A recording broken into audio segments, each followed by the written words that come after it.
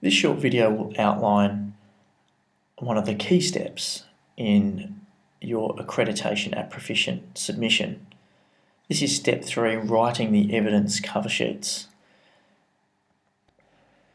Once you've settled on your 5 to 8 evidence items, you will need to start writing your evidence cover sheets.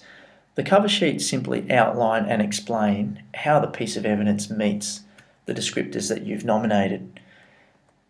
You can see on the screen this is the CUDP scaffold that you are required to use. You can clearly see that you need to give each evidence item a number, a title, and you need to nominate the descriptors that satisfy or that match with the evidence.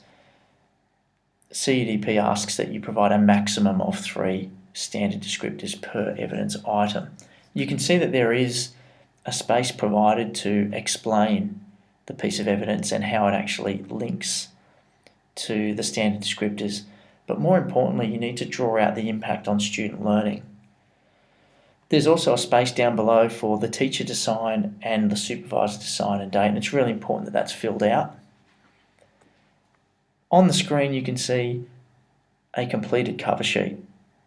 Now you can see that the cover sheet is fairly lengthy. You may be able to satisfy or create the explanation in a shorter space. This one's lengthy and it provides in depth an explanation of how the evidence matches with those standard descriptors. What's important is that they've explicitly referred to each standard descriptor and they've taken a paragraph for each standard descriptor. That's a good way to do it because it clearly shows that you understand that each standard descriptor is unique in its own right and will meet the evidence in its own way. So please do not integrate or try to blend together the standards, because this can sometimes show that you don't understand the unique characteristics of the standard descriptors. Importantly, if you look closely at the cover sheet, you can see that the person has drawn out the impact on student learning.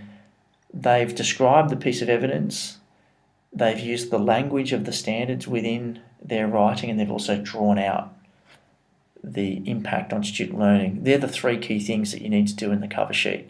You need to describe the piece of evidence. What is it? You need to use the language of the standards, not copy it word for word, but refer to the language that's in the standard descriptor.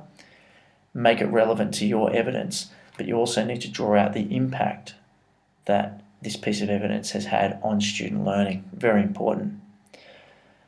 Please stay tuned and listen to the further videos on Accreditation at Proficient. Thank you very much for listening.